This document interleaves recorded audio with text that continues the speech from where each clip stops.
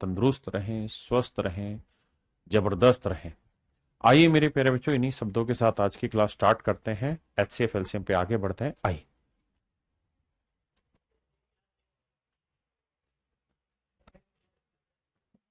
देखो दोस्त, सवाल में क्या रहा है।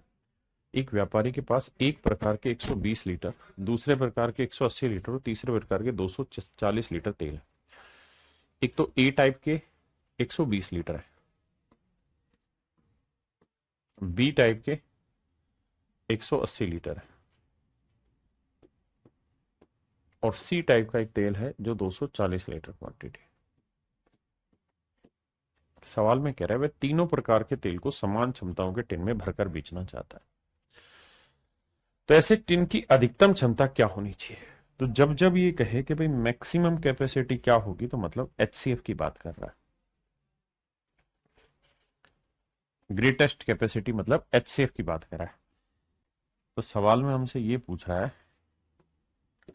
कि बाबू, he wants to sell the oil by filling the three kinds of oil in tins of equal capacity। कहता है इक्वल कैपेसिटी के टिन में बेचना चाह रहा है, जैसे कोल्ड ड्रिंक के टिन आते हैं ना इक्वल वॉल्यूम, कैसे बेचना चाह रहा है।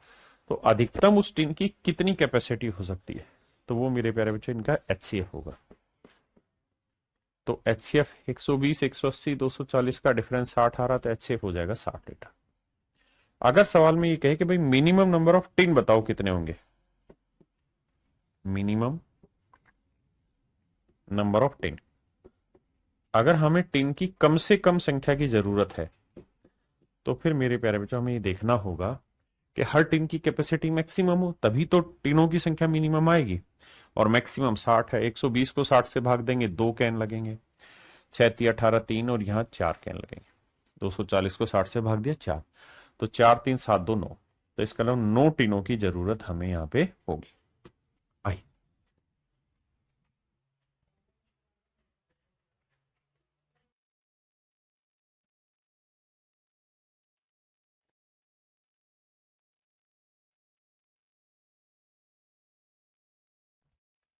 देखिए बाबू, 3 खेतों का क्षेत्रफल इतना इतना इतना है। पहले वाला खेत का एरिया 288, दूसरे वाले खेत का एरिया है मेरे बच्चे 408, तीसरे वाले खेत का एरिया 552। आपने कहा जी यहां तक की बात तो समझ में आ रही।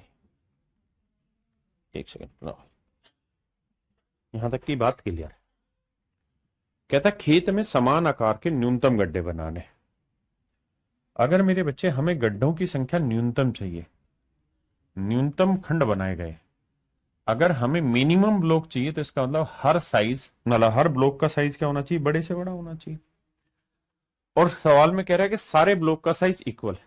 तो अगर हमें मिनिमम ब्लॉक चाहिए, मिनिमम ब्लॉक चाहिए,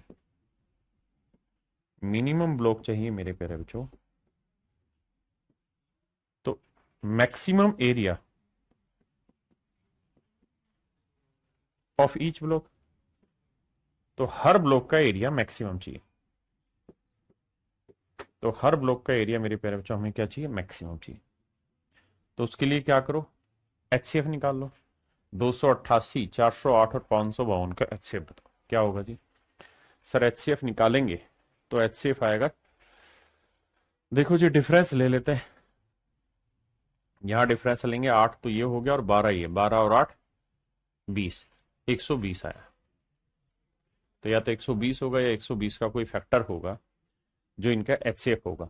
अब मेरे बच्चे 120 के फैक्टर अगर ढूंढने जाएंगे तो 120 से भाग जाएगा नहीं, 120 के बाद आना है 60, 60 के बाद आना है कितना? 40, 40 के बाद आना है 24, 24 के बाद आएगा आगे इसी तरह से। भाई जीरो है तो ये भाग कभी भी नहीं जाएगा, यूनिट डिजिट ये जीरो है, कभी भी भाग नहीं जाएगा, ये एचसीएफ नहीं होंगे। 24 से चेक करते हैं, 24 से कम 24, 24 दूनी 48 भाग जा रहा है, 24 से कम 24 और बिल्कुल ठीक है भाई। यहां बच्चा कितना? 16 और जाने लग रहा है भाई, 12 से भाग चला जाएगा, नहीं 12 चौक 48, 12 दूनी 24, नहीं 12 से नहीं, 24 से कम 24, 168, 168 भाग जाता है 24 से। 7 से 7 चौक 28, 7 दूनी 14 भाग जा रहा है। तो मेरे बच्चे ये भी 24 से भाग जा रहा है, और ये 24 दोनों 48 बचा 4, 48 7, 24 3 72, ये 24 से जा रहा है। इसका मतलब मेरे प्यारे बच्चों इनका जो HCF निकल के आएगा वो 24। अगर 24 से नहीं जाता तो और छोटे फैक्टर पे मैं सोच रहा होता। समझ गए जी? क्या आप मेरी बात समझ पाए 19 बच्चे? यानी जो मैक्सिमम एरिया होगा हर ब्लॉक का वो 24 होगा। तो वो कह रहा है कि भाई जो ब्लॉक है वो आयताकार है, जो ब्लॉक है वो रेक्टेंगुलर शेप के हैं, और जो रेक्टेंगुलर ब्लॉक है उसमें मजे वाली बात यह है कि भैया इसका एरिया चाहिए हमें 24। बिल्कुल ठीक है। कहता जी चौड़ाई है 4 तो एरिया होता है लेंथ इंटू ब्रेड्थ, और ये चाहिए मेरे बच्चे 24। तो लेंथ क्या लें कि 24 आ जाए, तो 6 लेंगे, 6 चौक 24। तो इसका मतलब लेंथ जो आएगी मेरे प्यारे बच्चों वो आएगी 6।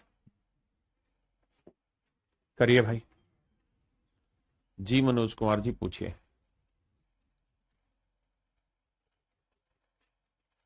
निकिता कुमारी सर एक बार 6 नंबर क्वेश्चन समझा दीजिए। मेरे बच्चे कोई दिक्कत नहीं, 8वां भी वैसा ही सवाल है, एक बार पढ़ो। आइए बाबू।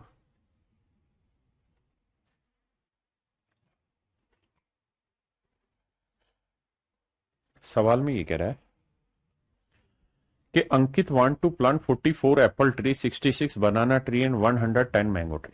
कहता अंकित समान पंक्तियों में 44 सेब के पेड़ है, 66 केले के पेड़ है, और 110 आम के पेड़ है। कहते हैं इन पेड़ों को लगाना चाहता है, साथ ही वे पेड़ों की अलग अलग कतारें भी बनाना चाहता है। और ध्यान देना जो जो सब जरूरी है, पहले इंग्लिश में समझाता हूं। Ankit want to plant this tree in equal rows, यानी इक्वल नंबर ऑफ रोज होनी चाहिए। अगर 5 पंक्तियां हैं तो लगातार 5 ही पंक्तियां बनती जानी चाहिए। ठीक है जी। और वो साथ के साथ ये भी चाहता है, also he wants to make distinct rows of tree. वो ये भी चाहता है कि भाई हर टाइप का पेड़ एक ही लाइन में हो, ऐसा नहीं हो कि एक लाइन में सेब भी हो, केले भी हो, आम भी, ऐसा नहीं होना चाहिए, मिक्स नहीं होना चाहिए। तो बताओ भाई कम से कम कितनी लाइनों की जरूरत होगी? कहता है कि साथ ही वह पेड़ों की अलग अलग कतारें भी बनाना चाहता है और समान पंक्तियों में लगाना चाहता है। समान पंक्तियों में पंक्तियों की संख्या, पंक्तियों में जो पेड़ लग रहे हैं उनकी संख्या समान चाहता है। तो मेरे बच्चे मिनिमम नंबर ऑफ रोज चाह रहा है। अगर मिनिमम नंबर ऑफ रोज चाह रहा है यानी पंक्तियों की संख्या कम से कम अगर वो चाह रहा है, तो इसका मतलब हमें हर पंक्ति में पेड़ों की संख्या मैक्सिमम लगानी होगी। Maximum tree in each row, तो हर लाइन में पेड़ों की संख्या मैक्सिमम करनी होगी। आपने कहा जी ओके रिपोर्ट है। तो मेरे बच्चे मैक्सिमम का मतलब इनका HCF लोगे कितना आएगा बाबू? 22। यानी हर लाइन में हम 22 पेड़ लगा सकते हैं। हर लाइन में मेरे प्यारे बच्चों हम कितने पेड़ लगा सकते हैं? 22 पेड़ लगा सकते हैं। तो 22 पेड़ सेब के लगाएंगे एक लाइन में, तो सेब की कितनी लाइनें हो जाएंगी? 2, केले की 3 लाइनें और आम की 5। तो टोटल लाइनें हुई 2 3 5 5 10। तो टोटल नंबर ऑफ रोज जो बनेंगी वो 10 बनेंगी। यानी कुल मिला के आवश्यक पंक्तियों की जो संख्या होगी वो 10 होगी। मिनिमम नंबर ऑफ रोज जो होंगी वो 10 होगी।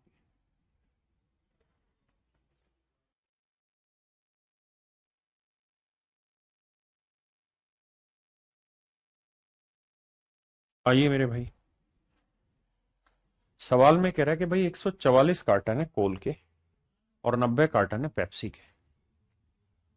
कोल यानी कोका कोला और ये पेप्सी।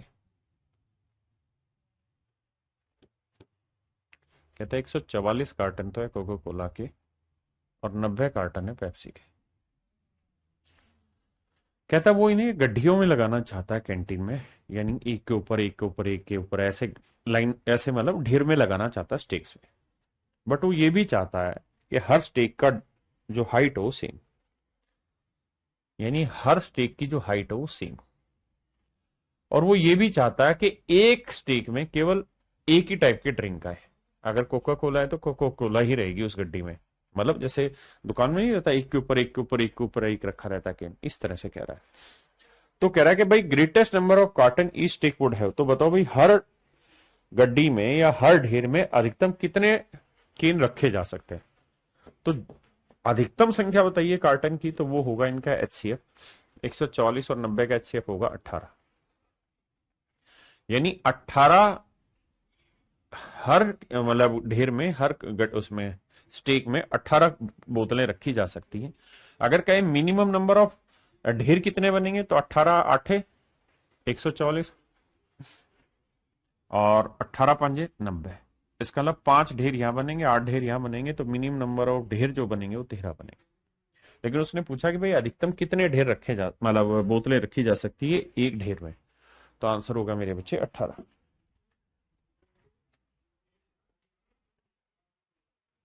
कहता भाई 420 काजू बर्फी है, काजू बर्फी 420 है और 130 बादाम बर्फी है। वो इन्हें इस तरह से ढेर में रखना चाहता है कि प्रत्येक की संख्या समान हो, यानी हर ढेर में नंबर ऑफ स्वीट सेम रहे, और वो ये भी चाहता है कि ट्रे का कम से कम इस्तेमाल हो, है ना। इसमें एक गड़बड़ है लैंग्वेज में, उसको एक बार पढ़ के चेक करते हैं। जैसे इंग्लिश में देखते हैं, she wants to stack them in such a way that each has the same number. कहता है हर एक में संख्या भी समान हो, and they take up the least of the tray, और वो ट्रे में कम से कम जगह भी हो। What is the number of barfi that can be placed in each stack for this purpose. इसमें एक लाइन गायब है, और वो लाइन ये कि वो ये कहना चाह रहा है कि हर लाइन में ना एक ही टाइप की मिठाई होनी चाहिए। अगर एक ढेर में काजू की बर्फियां हैं तो सारी काजू की होनी चाहिए, ये नहीं कि उसमें काजू और बादाम दोनों मिक्स है। तो वो लाइन गायब है इसमें। वह उन्हें इस तरह से ढेर करना चाहता है कि प्रत्येक की संख्या समान हो, वह ट्रेको में कम से कम हिस्सा ले। इसमें एक लाइन और जोड़ लीजिए, हिंदी इंग्लिश दोनों में। इंग्लिश में जोड़ेंगे तो ये लिख लीजिए, and each stack has same type of sweets.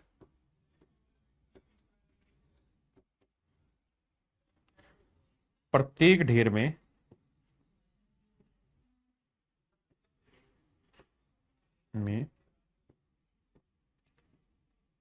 केवल एक ही प्रकार की मिठाई हो, एक ही प्रकार की मिठाई हो।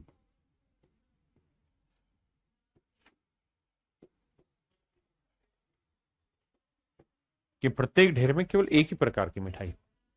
तो कह रहा जी बताइए अधिकतम कितनी बर्फी रखी जा सकती है एक ढेर में, तो इनका एचसीएफ होगा, भाग देंगे भाई। इसका एचसीएफ निकालेंगे तो देखो 130 के फैक्टर करके देखते हैं, तो नेचुरल है 10 इसे भी भाग दे रहा है, 10 इसे भी भाग दे रहा है, तो 10 के अलावा तो कुछ बनेगा नहीं। तो इसका अलावा हर ढेर में मैक्सिमम 10 स्वीट्स रख सकते हैं। कितनी मिठाइयां रख सकते हैं मेरे बच्चे, 10। आइया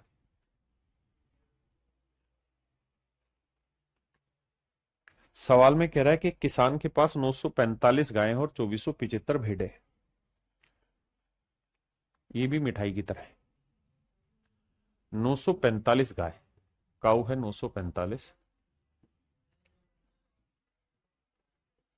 और भैंसे हैं बफेलो। बफेलो की स्पेलिंग क्या होती है भाई, अच्छा सीप है, बढ़िया है, स्पेलिंग ही खत्म। और 2475 भेड़े। कहता है वो उन्हें गड्ढियों में इस तरीके से रखना चाहता है, मतलब ग्रुप में झुंड में इस तरह से चराना चाहता है, having the same number of animal in each flock. वो इस तरह से चाहता है कि भाई having the same number of animal in each flock, के हर उसमें झुंड में एक ही प्रकार के जानवर हो, नहीं हर झुंड में जानवरों की संख्या समान हो। maximum number of animal in each flock and total number of flocks required for the purpose are respectively. He forms them into flock keeping cows and sheep separately. Separate ये लिखा हुआ। कह रहा वो ये भी चाह रहा है कि भाई गाय और भेड़ दोनों अलग अलग रखी जाए। गाय और भेड़ों को अलग अलग रखते हुए प्रत्येक झुंड में जानवरों की संख्या समान रखने हुए झुंड में रखना चाहता है और झुंड जो हो वो सबसे बड़े हो, तो प्रत्येक झुंड में जानवरों की अधिकतम संख्या, इस उद्देश्य के लिए आवश्यक झुंडों की कुल संख्या क्रम से कितनी। दोनों चीजें पूछ रहा है कि भाई हर झुंड में अधिकतम कितने जानवर रख सकते हैं और ये भी बता दो कि झुंड कितने होंगे। तो मेरे प्यारे बच्चों, अधिकतम जो जानवर रखे जाएंगे वो इनका एचसीएफ होगा। अब आपके पास ऑप्शन है 15, 45, एचसीएफ के 9 और 46। चार ऑप्शन है, 15, 45, 9 और 46। अब हमें देखना है कि कौन सा नंबर इनको भाग दे रहा है। देखिए 46 तो भाग नहीं देगा, तय। आप कहें कैसे भाग नहीं देगा सर? 46 इसलिए भाग नहीं देगा, ध्यान दोगे तो, कि भैया ये 6 से कभी किसी भी नंबर को गुना करके 5 नहीं ला सकते, तो ये तो तय हुआ कि सर ये मेरा ऑप्शन नहीं है, this is not my option. अब चेक करते हैं 9, 15, 45। देखिए यार 5 से तो तय है भाग हो रहे हैं, क्योंकि इसका भी इकाई अंक 5 है, इसका भी इकाई अंक 5 है, मतलब इसका एचसीएफ का एक फैक्टर तो 5 होगा ही होगा, कोई माइका लाल नहीं रोक सकता। ये होगा जी 3 गुना 5, ये होगा 9 गुना 5। ये मेरा आंसर हो ही नहीं सकता, क्योंकि इन दोनों में 5 तो कॉमन आएगा ही आएगा और 9 में 5 नहीं है। इसका मतलब मेरे प्यारे बच्चों ये भी मेरा आंसर नहीं हो सकता। अब बचे मेरे पास दो ऑप्शन, तो या तो ये संख्याएं 9 से भाग हो रही होंगी, और अगर 9 से भाग हो रही है तो 3 से भी हो जाएंगी, लेकिन हमें एचसीएफ चाहिए होता है हाईएस्ट, तो 45 मेरा आंसर हो जाएगा। और 9 से नहीं हो रही तो फिर 15 होगा। चेक करते हैं भैया, 9 से चेक करते हैं, 5 4 9 9 भाग हो गया, 7 2 9 5 4 9 भाग हो रहा। इसका मतलब ये तय हुआ कि इसका जो एचसीएफ है वो 5 गुना 9 है, और कोई माइका लाल इसे पलट नहीं सकता, यानी हर झुंड में अधिकतम 45 जानवर हो सकते हैं। अब कह रहे हैं भाई मिनिमम नंबर ऑफ फ्लॉक्स,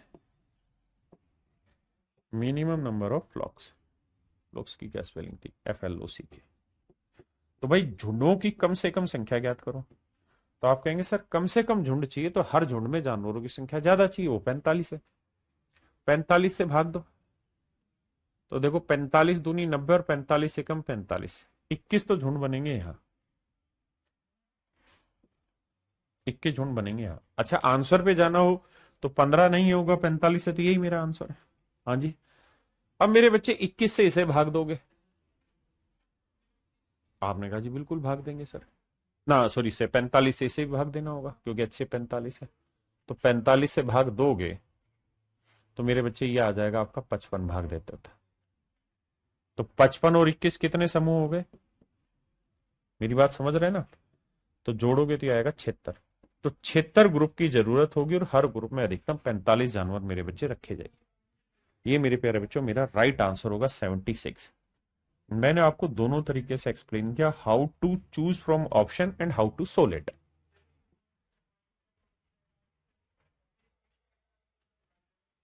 पढ़िए बाबू सवाल।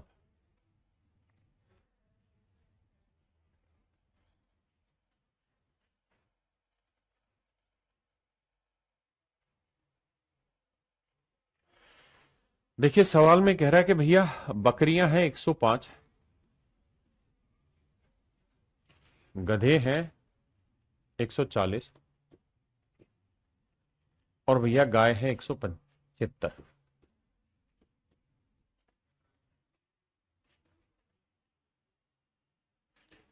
कहता है वो इन्हें नदी के किनारे घुमाने ले जाना चाहता है।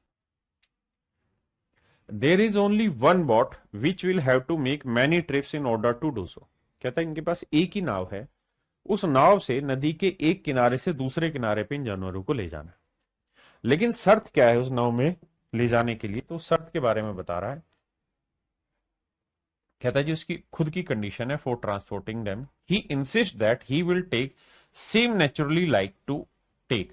कहता है एक ही नेचर के जानवर लेके जाएगा एक बार में, यानी काऊ ले गया, डोंकी ले गया, या ये गोट ले गया, एक बार में एक ही टाइप के जानवर लेके जाएगा।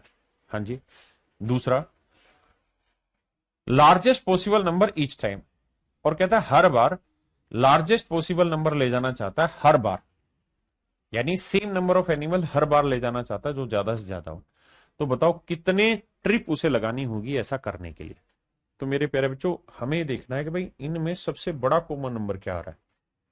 ये इनका एचसीएफ आएगा, तो वो आएगा सर, निकालो भाई एचसीएफ, 5 तो आएगा ही आएगा, ये तो तय है।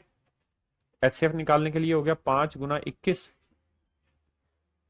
ये हो गया 5 × 35, नहीं 5 दूनी 10, 5 8 40, और ये हो गया भैया 5 गुना जो मर्जी, हमें जरूरत नहीं वहां जाने की, हमें ये पता है कि HCF 5 तो आएगा ही आएगा। अब ये बताओ 21 और 28 में क्या कॉमन आ रहा है? सर 21 और 28 में आ रहा है 7 कॉमन। अब ये देख लो क्या ये 7 से भाग जा रहा है? हाँ सर, 7 दूनी 14, 7 5 35, 7 से भाग जा रहा है। इसका मतलब मेरे प्यारे बच्चों इसका HCF आएगा 35। यानी पहली बात तो ये कि अधिकतम जानवर जो हर ट्रिप में जा सकते हैं वो 35 है। हर ट्रिप में जो जानवर जा सकते हैं वो 35 है। उसने यही पूछा कि भाई हर बार कितने एनिमल जाएंगे हर ट्रिप में, तो 35। अगर वो सवाल में ये कहता है कि भाई ये बताओ कितनी ट्रिप लगी, तो 35 × 3 = 105, 35 × 4 = 140 और 35 × 5 = 175, तो 5 4 9 और 3 12, तो 12 ट्रिप लगेंगी और हर ट्रिप में मेरे प्यारे बच्चों 35 जानवर हैं।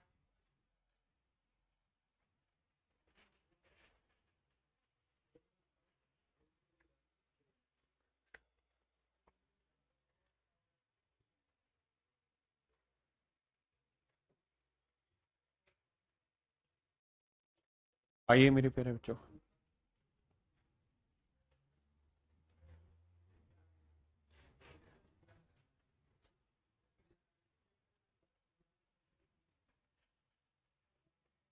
देखिए मेरे बच्चे सवाल में कह रहा है any contingent of 616 members is to march behind an army band of 32 members. कहता भैया आर्मी बैंड जो है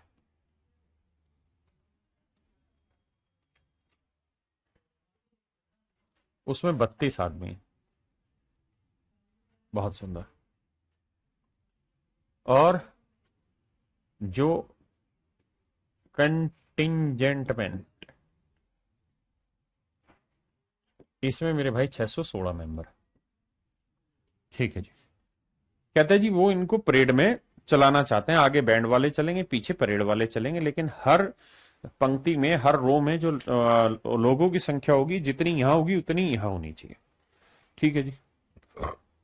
तो भाई सबसे बड़ा वो नंबर निकालो जो दोनों में कॉमन आ रहा है। तो आप कहेंगे क्या ये 32 से भाग जा रहा है? 32 से तो नहीं जाने का। 32 से कम 32, 32 दूनी 64, 3 ज्यादा है तो 29, 296, तो 32 से भाग नहीं जा रहा। 8 दूनी 16, 8 या 24 25 नहीं जा रहा। 32 आधा 16, 16 से भी नहीं जा रहा। मेरे प्यारे बच्चों 8 ऐसा नंबर है जो दोनों को भाग देगा।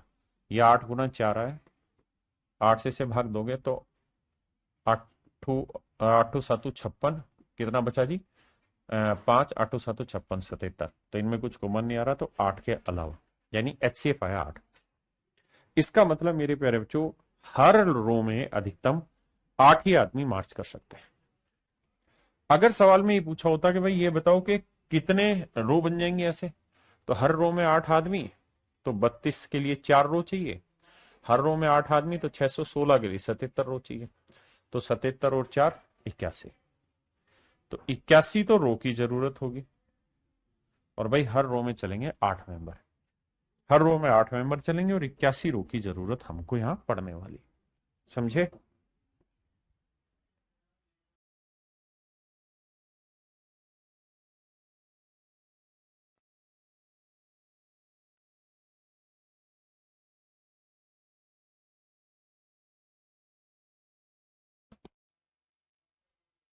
देखिए बाबू, सवाल में ये कह रहा है कि किसी आयताकार खेत में, खेत का आकार जिसकी भुजाएं इतनी इतनी मीटर, इस खेत में लगने वाली समान आकार की कम से कम वर्गाकार टाइलों की संख्या ज्ञात करिए। देखिए यार यहां मैं आपको एक कॉन्सेप्ट दिखा रहा हूं मेरे प्यारे बच्चों। ऐसे आपको कोई रेगुलर ना वो रेक्टेंगुलर प्लॉट दे देगा, ये इसकी लेंथ दे देगा और ये इसकी ब्रेथ दे देगा। दो चीजें कहेगा। पहली चीज आपको ये कहेगा कि इसके अंदर जितनी भी वर्गाकार टाइलें बन रही वो सारी की सारी इक्वल साइज की हैं। कैसी साइज की मेरे बच्चे? इक्वल साइज की है ना। सारी इक्वल साइज की, कोई भी टाइल ऐसी नहीं है जो डिफरेंट साइज की हो, यानी डिफरेंट साइज की नहीं है, सारी इक्वल साइज की मेरे बच्चे। आपने कहा सर ओके। और कहता है कि कोई भी जगह नहीं बचनी चाहिए, इस तरीके से टाइल सेट होनी चाहिए। तो जब आप अपने घर में मिस्त्री से टाइलें लगवाते हैं तो सबसे पहले पता है क्या करता है मिस्त्री? एक लाइन पकड़ के टाइल लगाता है और बस फिर उसके बाद उस पैटर्न को फॉलो कर देता है। तो जैसे ये जगह बच गई तैसे जगह भी नहीं बचनी चाहिए। तो कहता है कि टाइलों की सेटिंग ऐसे होनी चाहिए कि जो टाइलें हैं वो इधर भी पूरी पूरी सेट हो जाए, टाइलें इधर भी पूरी पूरी सेट हो जाए। अगर एक बार आपने ऐसे सेटिंग बैठा दी तो उसके बाद तो फिर कहां कोई दिक्कत है बाबू। उसके बाद तो बस ऐसे जोड़ते जाना है यार, और मिस्त्री आपका काम करता चला जाएगा, फिर टाइम नहीं लगेगा।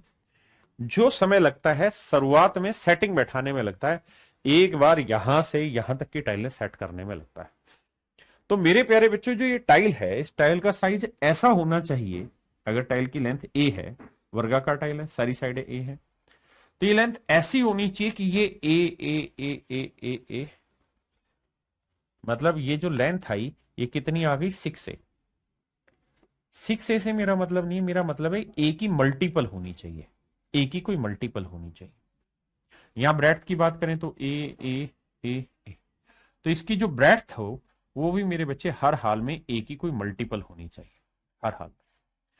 क्योंकि जब ये मल्टीपल होगी ब्रेड्थ और लेंथ तभी तो टाइलें बराबर बराबर सेट होंगी। अगर थोड़ी भी ज्यादा या कम होंगी तो सेट कभी भी नहीं होंगी। तो क्या करें सर? तो तरीका ही है बाबू, आपसे ऐसे सवाल में कहेगा कि मैक्सिमम नंबर ऑफ टाइल बताइए, मैक्सिमम नंबर ऑफ टाइल। तो उसका तरीका ये होगा कि आपको प्लॉट का एरिया लेना है, लेंथ इंटू ब्रेड्थ, और अपोन में करना है area of tile, area of tile. अब टाइल का एरिया कैसे निकले? कि सर टाइल का एरिया मतलब टाइल का साइज ऐसा होना चाहिए कि वो लेंथ का भी कोई भी भाग दे दे और ब्रेड्थ को भी भाग दे दे। तो मतलब हमें ए की जो वैल्यू होगी वो बेसिकली एचसीएफ होगी, किसकी? HCF of L and B. L और बी दोनों का एचसीएफ होना चाहिए तभी वो सेट होगा, नहीं तो नहीं।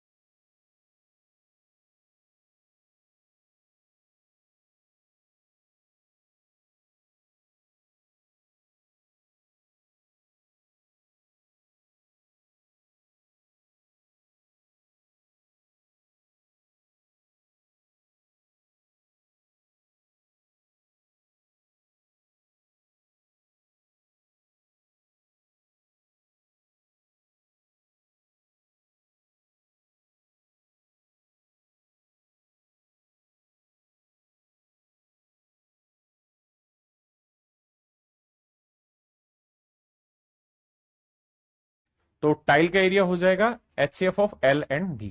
अगर मैं साइड ए मान ले रहा हूं तो टाइल का एरिया हो जाएगा A इंटू ए या ए स्क्वायर, क्योंकि वर्गाकार है। तो ये आ जाएगी नंबर ऑफ टाइल। अपने सवाल में अगर हम बात करें तो टाइलों की अगर हमें मैक्सिमम संख्या ना मिनिमम संख्या चाहिए तो उसका तरीका होगा, प्लॉट का एरिया वो है 284 गुना 248 मीटर, बटे में लेंथ ऑफ टाइल कल निकालते हैं। तो टाइल की जो लेंथ होगी वो ऐसा नंबर होगा जो इन दोनों का HCF होगा, 284 और 248 का HCF आप निकाल लेंगे डिफरेंस मेथड करके, फिर निकाल लीजिए तो वो आएगी 4। इसका मतलब मेरे प्यारे बच्चों टाइल की जो लेंथ निकल के आएगी वो 4 आएगी। तो टाइल का एरिया होगा 4 का वर्ग या 4 गुना 4।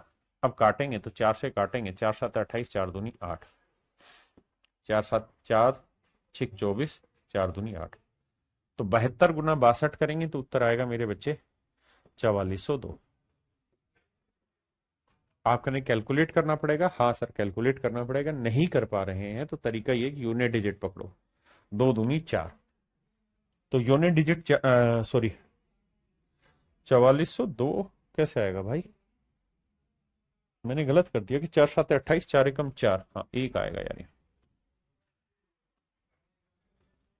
माफ करना, तो आएगा ये। तो यूनिट डिजिट पकड़ेंगे तो 1 दूनी 2, तो 2 एक ही जगह यूनिट डिजिट आ रहा है और वो है मेरे बच्चे ऑप्शन डी। तो ऑप्शन डी आपका वहां पे राइट आंसर। इसी पे लास्ट सवाल लेते हैं एक और।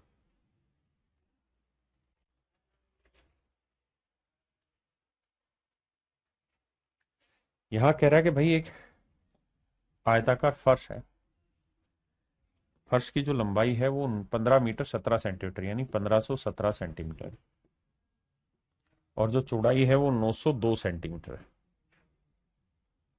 902 सेंटीमीटर। तो कह रहा कम से कम टाइलों की संख्या ज्ञात करिए। तो टाइलों की संख्या होगी क्या, 1517 गुना 902, बटे में लेंगे मेरे प्यारे बच्चों इन दोनों का HCF। 1517 और 902 का HCF लेना होगा, 1517 और 902 का HCF, 1517 और 902 का HCF लगाइए दिमाग और बताइए क्या होगा मेरे प्यारे बच्चों इनका HCF, बताइए बाबू।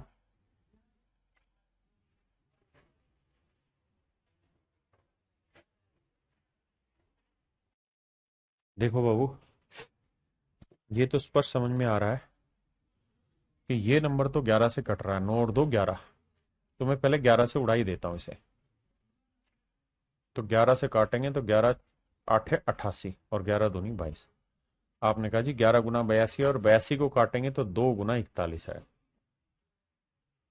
अब मेरे प्यारे बच्चों ये भी तय रहा क्या कि इसका HCF 2 तो नहीं होगा, क्यों, क्योंकि ओड नंबर है। 11 भी नहीं होगा, क्यों, क्योंकि 11 से भाग नहीं जा रहा, 5 और 7 12, 1 और 1 2, 12 में 2 गया 10, 11 नहीं आया, यानी 11 से भी मेरे बच्चे भाग नहीं होगा। बचा 41, तो 41 से दोनों केसेज में भाग हो रहा होगा, यानी इसका जो HCF आया मेरे प्यारे बच्चों वो आया 41। क्या आप सहमत है? अब अगर HCF 41 है मेरे बच्चे तो यानी 41 वो नंबर है जो इन दोनों संख्याओं को भाग देगा, 41 वो नंबर है जो दोनों ही संख्याओं को भाग देगा। तो मतलब टाइल का जो साइज होगा वो 41 होगा, तो 41 गुना 41। आपने कहा जी ठीक है। अब अगर यहां कैलकुलेशन की तो 902 को 41 से भाग देंगे तो आएगा 11 दूनी 22, यह आएगा 22, बिल्कुल ठीक है।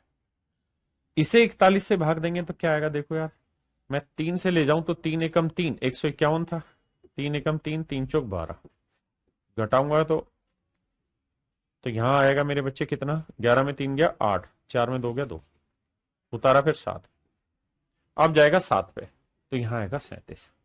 तो मेरे प्यारे बच्चों मेरा जो राइट आंसर आएगा निकल के वो आएगा 37 गुना 22। तो 7 दूनी 14, यूनिट डिजिट 4 कहां है वो देखते हैं, तो एक ही ऑप्शन में, तो 814 ही मेरा डायरेक्ट आंसर है, यानी मेरे प्यारे बच्चों 814 मेरा यहाँ पे करेक्ट आंसर है। एक भाई कह रहा 902 कहां से आया, तो मेरे बच्चे 9 मीटर में, 1 मीटर में 100 सेंटीमीटर और 2 अलग से है, तो 900 सेंटीमीटर यहाँ, 2 सेंटीमीटर यहाँ, 902 सेंटीमीटर। हाँ जी आइए बाबू, यहां आपका पूरी तरीके से HCF खत्म हुआ। अब मेरे बच्चे हम एलसीएम पढ़ेंगे। और जब एलसीएम पढ़ लेंगे तो उसके बाद फिर हम शुरू करेंगे एचसीएफ एलसीएम के कंबाइंड क्वेश्चन। पहले प्योर एचसीएफ, फिर pure LCM and then HCF LCM दोनों। वैसे एलसीएम में थोड़ा थोड़ा एचसीएफ यूज कराऊंगा भाई। मेरे बच्चे इसका मतलब होता है लोवेस्ट कॉमन मल्टीपल।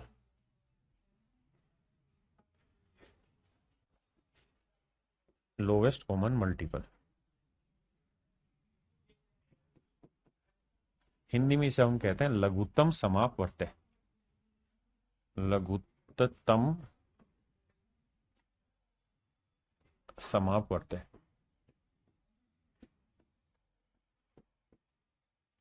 लघुत्तम समापवर्त्य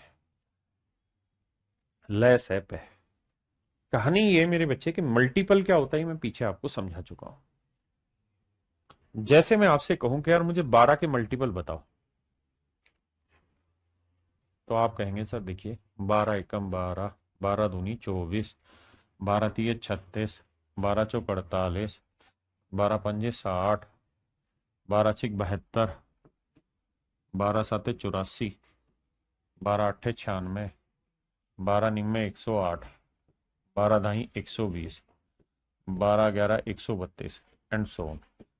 ये मेरे प्यारे बच्चों सारे के सारे आपके मल्टीपल हैं 12 के। अब मैं आपसे कहूं यार मुझे 16 के मल्टीपल बताओ, किसके मेरे बाबू? 16 के। तो आप कहेंगे देखिए सर 16 के मल्टीपल आप लेना चाह रहे हैं तो 16 एकम 16, 16 एकम 16, 16 दूनी 32, 16 तीय 48, 16 चौकू 64, 16 पांजे 80, 16 छिक्के 96, 16 साते 112, 16 अठे 128, 16 निम्मे 144, 16 ढाई ऐसे चलता रहेगा। ऐसे 12 12 144। अब कहने का मतलब ये कि मैंने दोनों के मल्टीपल लिखे। तो मेरे बच्चे मल्टीपल में एलसीएम होता है लोवेस्ट कॉमन मल्टीपल। मतलब पहले आप मल्टीपल निकालो फिर उनमें कॉमन निकालो। तो मेरे बच्चे मल्टीपल में कॉमन क्या आ रहा है? सर 48 कॉमन आ रहा है, फिर 96 कॉमन आ रहा है, फिर 144 कॉमन आ रहा है, और ऐसे ही अनंत तक कॉमन आते रहे। ठीक है जी। फिर हमें क्या चाहिए? हमें चाहिए लोवेस्ट, यानी जो सबसे छोटा है। तो 144, 96, 48, इसमें सबसे छोटा क्या है? 48। तो मेरे प्यारे बच्चों मेरा एलसीएम होगा 48। मेरा एलसीएम होगा मेरे प्यारे बच्चों 48। ठीक है जी। अब मेरे प्यारे बच्चों एलसीएम निकालने के दो मेथड होते हैं। पहले मेथड को हम कहते हैं फैक्टर मेथड और दूसरे को मतलब हम बोलते हैं डिवीजन मेथड। एक को हम फैक्टर मेथड बोलते हैं, दूसरे को हम डिवीजन मेथड बोलते हैं। हमारे पेपर में सारे ही सवाल हमारे फैक्टर मेथड से निकलेंगे। डिवीजन मेथड का क्या तरीका होता है? जैसे मैंने आपसे पूछा भाई 12 और 16 का एलसीएम बताओ, तो हम क्या करते थे? ऐसे लिखते थे और इसे भाग देते रहते थे जब तक ये जा रहा है। 2 से भाग दिया, 2 छिके 12, 2 आठे 16, प्राइम नंबर से ही भाग देते थे। फिर 2 से भाग दिया, 2 तिया 6, 2 तिया 6, 2 चौक 8। फिर 2 से भाग दिया, नहीं जा रहा तो इसे ऐसे रहने दो, ये जा रहा है इसे लिखो 2 दूनी 4। फिर देते थे 3, ऐसे रहने देते थे 2 एकम 2। फिर 3 से करते थे 3 एकम 3 1। अब फिर जो बचा इन सबकी गुना करते थे, तो 3 दूनी 6, 6 दूनी 12, 12 दूनी 24, 24 दूनी 48। ये होता था मेरे प्यारे बच्चों मेरा एलसीएम। लेकिन ये छोटी क्लासों में हमने सीखा था और अब इसका कोई यूज पेपर में नहीं। यानी इस तरीके से अब हम पेपर में नहीं निकालने जा रहे हैं। अब हमें जो करना होगा मेरे बाबू वो करना होगा फैक्टर मेथड से खेल। कैसे? कि सर हमें 12 और 16 का एलसीएम निकालना है, तो मन ही मन में 12 और 16 के फैक्टर ढूंढो।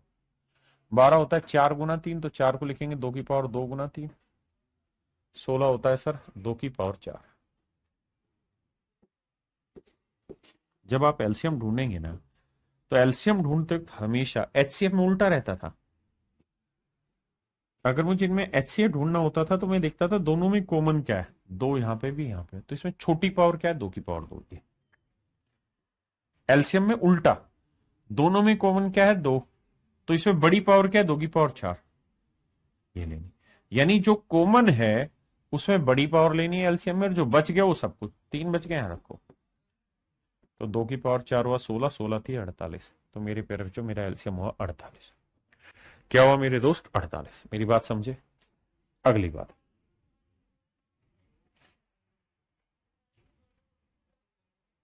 एलसीएम निकालते वक्त एक चीज और ध्यान देना कि मैं अगर आपको ये कहूं कि भाई बताओ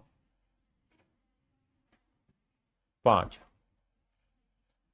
8, 12, 16, 40, 48, इनका एलसीएम निकाल के बताओ।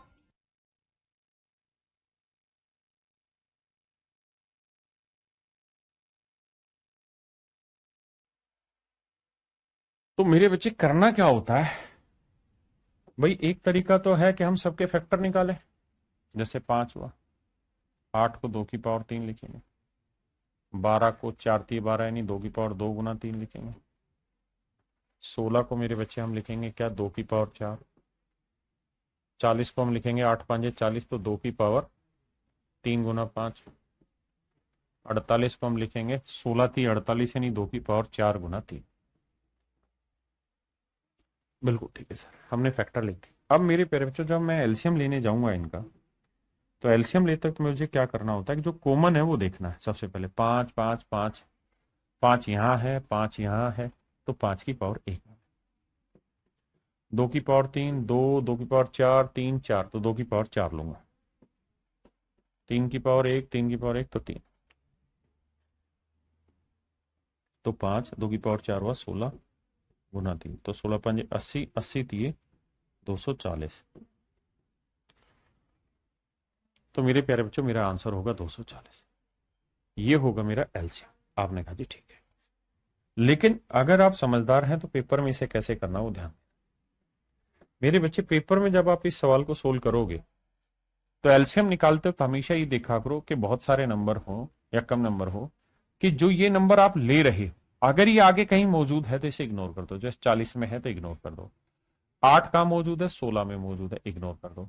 12 कहीं है आगे, हाँ सर 12 48 में, तो इसे इग्नोर कर दो। 16 कहीं है सर, 16 48 में शामिल है, इसे इग्नोर कर दो। यानी अब आपको जो सोल्व करना है ना फैक्टर बनाने के लिए, तो आपको एलसीएम सिर्फ 40 और 48 का निकालना और किसी का नहीं निकालना, समझे। यानी जो नंबर पीछे है और अगर वो आगे किसी में है मौजूद तो उसको इग्नोर करो, just ignore it, nothing else. अब सर 40 को लिखेंगे ये, 48 को ये, तो 2 की पावर 4 मैक्सिमम है, फिर 5, फिर 3, तो सीधा आंसर हो जाएगा। बहुत सारे बड़े बड़े सवालों में काम आएगा कॉन्सेप्ट। अब आगे चलते हैं। तो पहला है डिवीजन मेथड। करिए मेरे प्यारे बच्चों पहला सवाल डिवीजन मेथड से।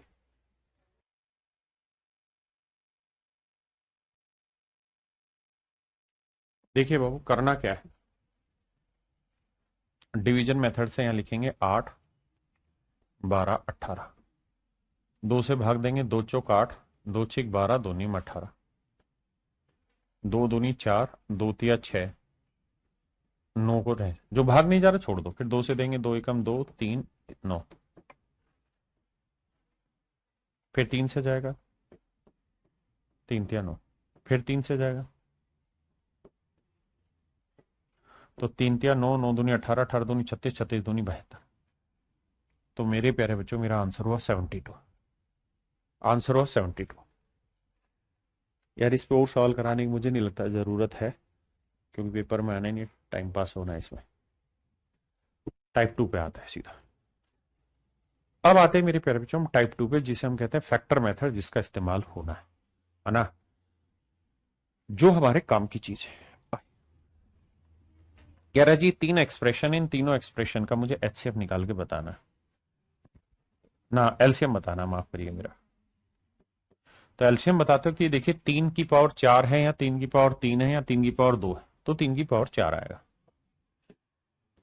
यहां 5 की पावर 2 है या 5 की पावर 1 है, वहां है ही नहीं, तो 5 की पावर 2। यहां 7 की पावर 2 है, यहां 7 की पावर 1 है, वहां है ही नहीं। यहां 11 है मेरे बच्चे, यहां 11 की पावर 2 है और यहां 11 की पावर 4 है, तो एलसीएम में बड़ी पावर उठाते हैं, 11 की पावर 4। तो 3 की पावर 4, 5 की पावर 2 गुना 7 की पावर 2 गुना 11 की पावर 4 मेरा एलसीएम हो जाएगा।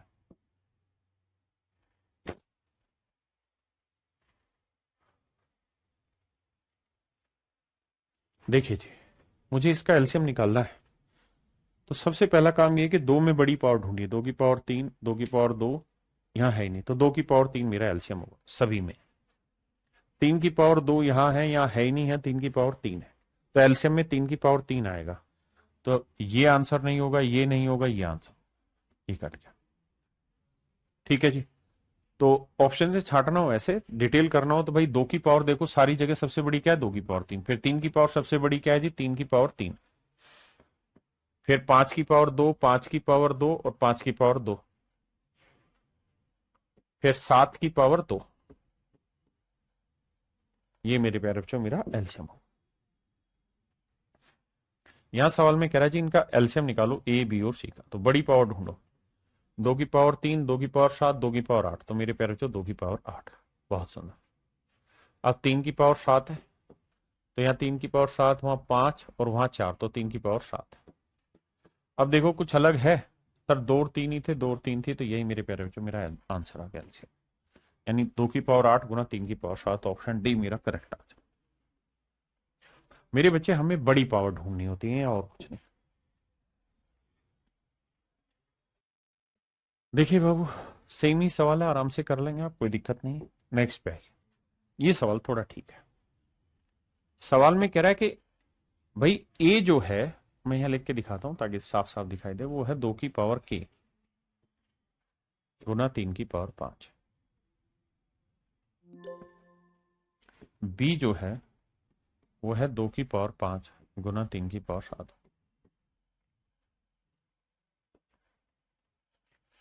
मेरे प्यारे बच्चों सवाल में मुझसे ये कह रहा है ए और बी का एलसीएम बताइए क्या होगा।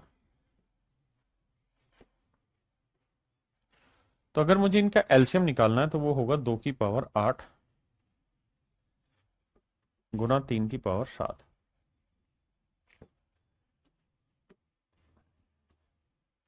2 की पावर 8 गुना 3 की पावर 7।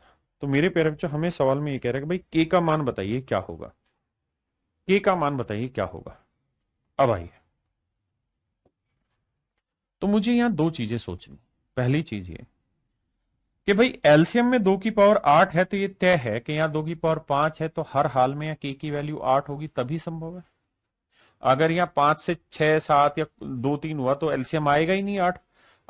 दोनों में बड़ी पावर एलसीएम होता है, तो बड़ी पावर 2 की पावर 8 हो गया, यानी के की वैल्यू 8 आ गई। 3 की पावर 7, 5 3 की पावर 7 है, तो मेरे प्यारे बच्चों डायरेक्ट ही यहाँ पे के का मान 8 आ गया। के का मान क्या आ गया बाबू, 8।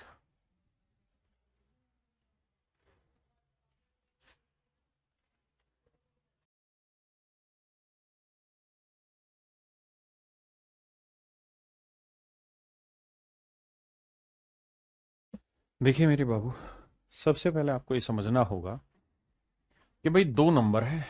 एक नंबर है ए, जिसे हम 1728 कह रहे हैं, तो 1728 के हमें फैक्टर करने होंगे। अब बहुत सारे बच्चे तो ये जानते होंगे कि 12 का क्यूब होता है 1728, और 12 को हम लिख सकते हैं 4 गुना 3, और 4 को लिखेंगे 2 की पावर 2 गुना 3, तो इसे लिख सकते हैं 2 की पावर 6 गुना 3 की पावर 3। बहुत सुंदर, ये बात समझते हैं कि नहीं। यानी इस नंबर को हम लिख सकते हैं 2 की पावर 6 गुना 3 की पावर 3। दूसरा नंबर क्या है जी, ये हमें नहीं पता, लेट से वो नंबर है बी। लेकिन कह रहा है जी इनका जो एलसीएम निकल के आ रहा है मेरे भाई, वो निकल के आ रहा है 5184। अब मेरे बच्चे यहां आपको क्या करना होगा, 5184 के फैक्टर करने होंगे। 5184 के फैक्टर, फैक्टर में बहुत ज्यादा दिमाग नहीं लगता, सोचोगे तो हो जाएगा। जैसे 8 से भाग जा रहा है, तो मैं 8 से भाग दूंगा भाई। 8 8 64, नहीं 8 6 48, 3 बचा, 8 चौक 32, 8 8 64। देखो 8 से भाग दिया, 8 6 48, 3 बचा, 8 चौक 32, 6 बचा, 8 8 64, फिर 16 8 से जाएगा ही, तो 8 8 64, 8 एकम 8 81 है, और 81 को हम लिख सकते हैं 3 की पावर 4। तो 8 8 64, 64 को हम लिख सकते हैं 2 की पावर 6 गुना 3 की पावर 4। यानी मेरे प्यारे बच्चों जो हमारा एलसीएम आया है वो आया है हमारा 2 की पावर 6 गुना 3 की पावर 4। पहले इतनी बात समझे, फिर आगे बात करेंगे। सिर्फ इतने पॉइंट को समझे, उसके बाद आगे बात। आपने कहा सर ठीक है। अब बी की वैल्यू क्या हो सकती है? देखिए, ये हाईली कॉन्सेप्चुअल पार्ट है, आपको समझना होगा। तो मेरे बच्चे आप ये समझिएगा कि जो नंबर बी है वो क्या क्या हो सकता है। मेरे बच्चे बी में किसी भी हालत में 2 की पावर 6 से बड़ी नहीं हो सकती। अगर मैं बी की वैल्यू 2 की पावर 7 गुना समथिंग कर दूंगा तो 2 की पावर 7 या 2 की पावर 6, तो आपका जो एलसीएम निकल के आएगा वो 2 की पावर 7 आ जाएगा, जबकि ये फाइनल है। तो चेंज यहां होना है। तो मतलब यहां 2 की पावर आप 0 लिख सकते हैं, 2 की पावर 1 लिख सकते हैं, 2 की पावर 2 लिख सकते हैं। मैं समझा रहा हूं, आप डायरेक्ट करेंगे काम। 4, 5 और 6, यानी इन नंबर में से आप कोई भी नंबर लिख सकते हैं, क्योंकि यहां 0 हो, 1 0 का ना 2 की पावर 0 यानी 1 ना भी लिखे तब भी उत्तर 2 की पावर 6 ही रहेगा एलसीएम में। अब 3 की पावर 4 है या 3 की पावर 3, तो ये तय रहा कि मुझे यहां 3 की पावर 4 तो लिखना ही होगा, इसमें मैं चेंज नहीं कर सकता। तो हर जगह मैं 3 की पावर 4 लिख सकता हूं। तो सवाल ने यही पूछा है भाई के की कितनी वैल्यू पॉसिबल है। तो 1, 2, 3, 4, 5, 6, 7। तो मेरे प्यारे बच्चों 7 वैल्यू यहां पे संभव है के की, यानी 7 तरीकों से आप के की वैल्यू यहां लिख सकते हैं। 7 तरीकों से मेरे प्यारे बच्चों के की वैल्यू लिखी जा सकती है। अगर आप सिर्फ ये वाली बात लिख देते ना, तो भी उत्तर यही आना था। ये लिखते, ये लिखते, ये लिखते, ये लिखते, ये लिखते, ये लिखते, कोई भी एक वैल्यू डाल देते इसमें से, तो हर एक पे उत्तर यही आना था, अलग नहीं आना था। तो इसका मतलब मेरे प्यारे बच्चों, इसका राइट आंसर जो होगा वो होगा 2 की पावर 6 गुना 3 की पावर 4 के। कि भाई इसके जो दूसरा नंबर है बी, ये 7 तरीके से बनाया जा सकता है, यानी इसके 7 मान संभव है। और बी को के लिखा हुआ था, तो यानी के 7 मान संभव है। सेम सवाल है मेरे बच्चे, आइए। कह रहा जी एक नंबर है 150, एक नंबर है 144, और तीसरा नंबर है मेरे बच्चों एक्स। एलसीएम दिया, फैक्टर बनाओ।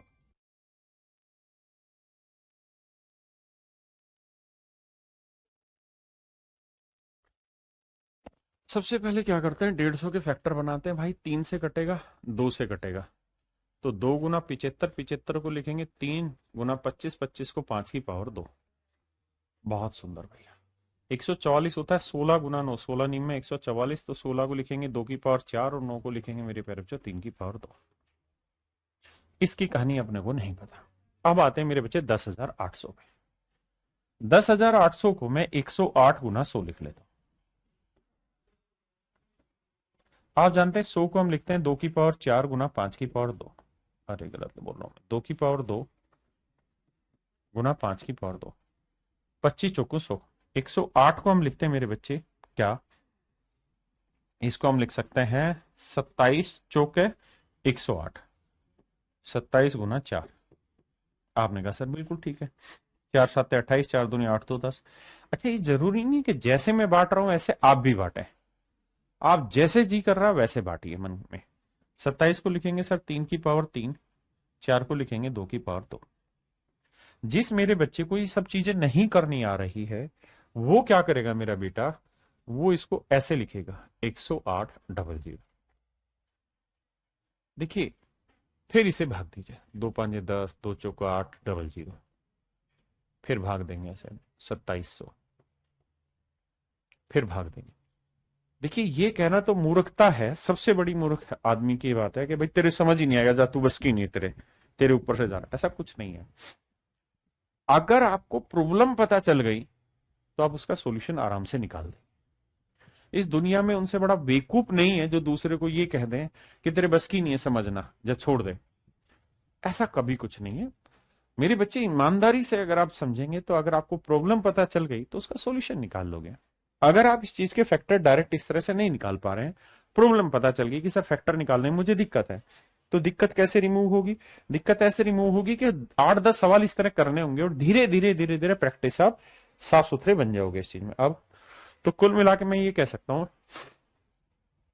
कि भैया इसका जो एलसीएम आए ना, वो मेरे प्यारे बच्चों है दो की पावर दो यहां यानी 2 की पावर 4 गुना 3 की पावर 3 है भाई, और 5 की पावर 2।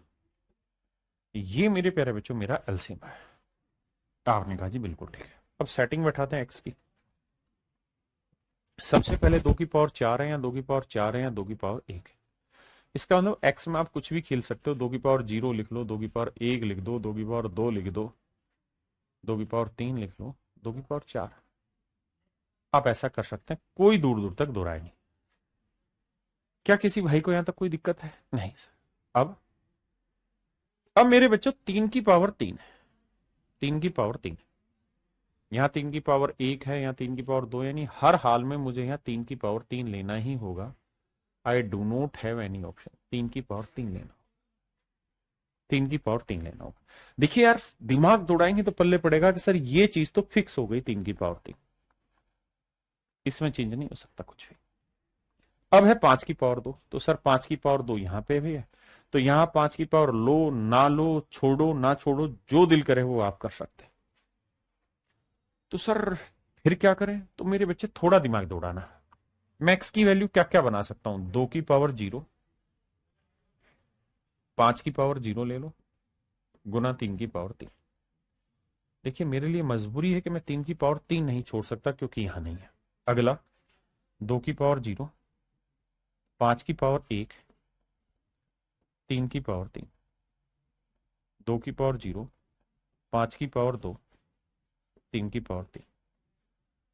भाई 2 की पावर 0 के साथ मुझे 5 की पावर 2 तो यहां दे रखी है, तो मैं चाहूं तो 5 लूं, चाहे 1 पावर लूं, चाहे 2 पावर लूं, मर्जी मेरी। आपने कहा हाँ ठीक है। इसका मतलब ये होगा 4 होगा सर पावर में।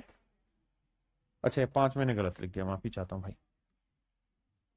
4, अब ठीक है, माफी, कान पकड़ के। अब आइए सर, तो कुल मिला के मोटी बात यहां से ये समझ में आई कि सर 2 की पावर 0 से कितने नंबर तैयार होंगे? 1 2 3। तो यानी यहां हर नंबर 3 नंबर तैयार कर देगा, यानी 2 की पावर 0 से भी 3 नंबर तैयार होंगे, यहां पे भी 3 ऑप्शन, यहां पे भी 3 ऑप्शन, यहां पे भी 3 ऑप्शन, और यहां पे भी 3 ऑप्शन। तो टोटल कितने नंबर हुए? 1 2 3 4 5, और हर नंबर से 3 ऑप्शन तैयार हो जाएंगे। तो यहां कितने नंबर है? 5, और हर नंबर से 3 ऑप्शन तैयार हो रहे हैं, तो कुल मिला के 15 तरीके तैयार हो जाएंगे। और यही आपसे सवाल में पूछा है कि भैया इसके कितने मान संभव है? तो मेरे प्यारे बच्चों 15 मान यहाँ पे आपके संभव है। कितने मान संभव है मेरे बच्चे? 15 मान संभव है।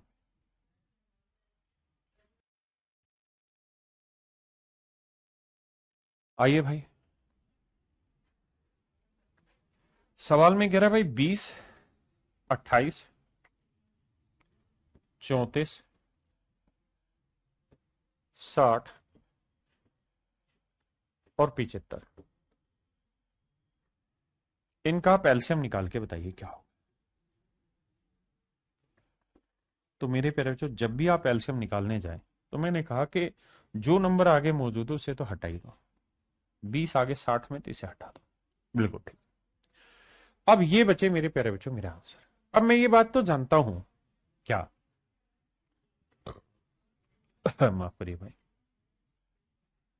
कि मेरे प्यारे बच्चों जो भी इसका एलसीएम आएगा हर हाल में, भाई 75 जो है वो 5 की पावर 2 होता है, गुना 3। यहां 5 की पावर 2 तो बनेगा नहीं, क्योंकि ये 25 का मल्टीपल तो है नहीं, ये तो 5 का है। तो यानी एलसीएम में हर हाल में 25 आएगा। एलसीएम में कोई माई का लाल 25 को हिला नहीं सकता है, ये तय। यानी 25 आएगा यहाँ। 25 अगर एलसीएम में आएगा, तो इसका मतलब आखिरी में या तो 25 से कोई नंबर का भाग जाएगा, या तो आखिरी के दोनों अंक 0 0 हो, या फिर 2 5 हो, या फिर 5 0 हो, या फिर मेरे बच्चे 7 5। इस ऑप्शन पे आप कांटा लगा दोगे। क्यों? क्योंकि इसके आखिरी दो अंक 2 शून्य हैं, जो कि 25 से भाग जाने ही है। बाकी बी सी और डी, ये तीनों ऑप्शन ऐसे हैं मेरे बच्चे जो आपका आंसर दे देंगे। ठीक है जी। विक्की कुमार कह रहे हैं 3 पावर फिक्स कैसे हो गई क्वेश्चन नंबर 7 में? इसलिए हो गई मेरे बाबू, कारण क्या है कि आपको वो एलसीएम में चाहिए 3 की पावर 3, यहां है 3 की पावर 1, यहां है 3 की पावर 2। अगर मैं यहां 3 की पावर 1 ले लूंगा, तो एलसीएम क्या आएगा? 1 2, 1 में बड़ा 3 की पावर 2, तो एलसीएम 3 की पावर 2 आ जाएगा, जबकि ये तो दे रखा है चेंज इसे करना है, इसलिए इसे 3 की पावर 3 फिक्स किया। हाँ, तो यदि 25 से भाग जाएगा मतलब पहला ऑप्शन ए मेरा कट गया। ठीक है जी, अब आगे आता है मेरे बच्चों, ये नंबर 3 से भाग जा रहा है, तो इसका मतलब जो भी मेरा आंसर होगा वो 3 से भाग जाएगा। चेक करते जी 3 से कौन सा भाग जा रहा है। देखो जी 9 भाग जा रहा है, 5 3 8, ये 3 से भाग नहीं जा रहा। This is not my answer, this is not your answer. 5 4 9 और 3 ये भाग जा रहा है। 5 7 12 और 3 15, दोनों 3 से भाग जा रहे हैं। ये भी 3 से भाग जा रहा है, ये भी 3 से भाग जा रहा है। अब मेरे प्यारे बच्चों एक बात बताओ, 28 किससे भाग जाता है? 7 से। तो इसका मतलब जो भी मेरा आंसर होगा 7 से भाग जाएगा। आपने कहा सही बात है, भाग देते हैं। 7 चौक 28, 6 बचा 65, भाग नहीं जा रहा, ये मेरा एलसीएम नहीं होगा। 7 5 35, 7 एकम 7, ये मेरा आंसर। यानी पूरा सवाल सोल्व नहीं करना है, हल्का सा माइंड को घुमा के इस्तेमाल करना है, आंसर आ जाएगा। अब मेरे प्यारे बच्चों विक्की कुमार समझ में आया होगा कि डी ऑप्शन मेरा क्यों आंसर है। आइए आइए मेरे प्यारे बच्चों, सवाल में ये कह रहा है वह सबसे छोटी संख्या कौन सी है जिसे दोगुना करने पर, ये शब्द है, जिसे दोगुना करने पर 12 14 16 और 18 से पूर्णतः भाग हो जाए। What will be the least number which when doubled. कहता है वो सबसे छोटा नंबर क्या है जिसे डबल करने पे जो संख्या हो 12 14 16 18 से भाग हो जाए। तो देखिए मेरे प्यारे बच्चों, कहता है जी वो नंबर बताओ जिसे हम डबल करें तो जो रिजल्ट आए वो ऐसा नंबर हो जो 12 14 16 18 से भाग हो जाए। या हम यूं कह सकते हैं कि सर जो भी एलसीएम आया होगा उसका आधा करने पे वो नंबर निकल के आ जाता है। बिल्कुल। तो अगर मैं डिटेल करूं तो मैं कहूंगा यार 12 के फैक्टर करो। देखो 12 14 16 और 18, जब आप एलसीएम निकालते हो तो ये देखा करो कि 12 के टुकड़े होते हैं 4 गुना 3, 4 12 16 के अंदर मौजूद है, 3 18 के अंदर मौजूद है, हटा दो। 14 होता है 2 गुना 7, तो 2 गुना 7, तो जो 2 लिखोगे ध्यान से देखोगे वो 16 के अंदर मौजूद है, हटाओ। 18 होता है 2 गुना 9, 2 तो मेरे बच्चे 16 के अंदर मौजूद है, तो इसका मतलब एलसीएम आएगा 7 गुना 16 गुना 9। आपने कहा जी ठीक है। तो मेरे प्यारे बच्चों जो नंबर हमें निकालना है उसका डबल करने पे एलसीएम आना चाहिए, और एलसीएम है 7 गुना 16 गुना 9। तो 2 से काटेंगे, 2 8 16, 8 9 72, 7 से गुना करेंगे, 7 दूनी 14 और 7 7 49 और 1 50। तो इसका मतलब मेरे प्यारे बच्चों नंबर क्या आ जाएगा? 504। हाँ जी, अगर हमें शॉर्ट में करना था तो हमें ही पता था कि यार 2 से 16 कट जाएगा, एलसीएम में 9 18 जो है 9 से भाग जा रहा है, यानी 9 तो कटेगा नहीं। तो हमें ऑप्शन देखना था कौन सा 9 से भाग हो रहा है, तो 6 और 3 9 से नहीं हो रहा, यहाँ 6 2 8 2 10 ये नहीं हो रहा, 8 2 10 4 14 नहीं हो रहा, तो केवल ऑप्शन बी भाग हो रहा था, वो मेरा राइट आंसर। ठीक है जी, आइए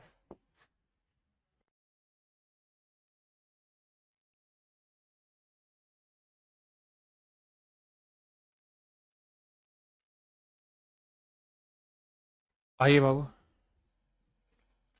सवाल में कह रहा है भाई 12 15 18 और 20 सैनिकों की टुकड़ियों में कम से कम कितने सैनिकों को शामिल किया जा सकता है।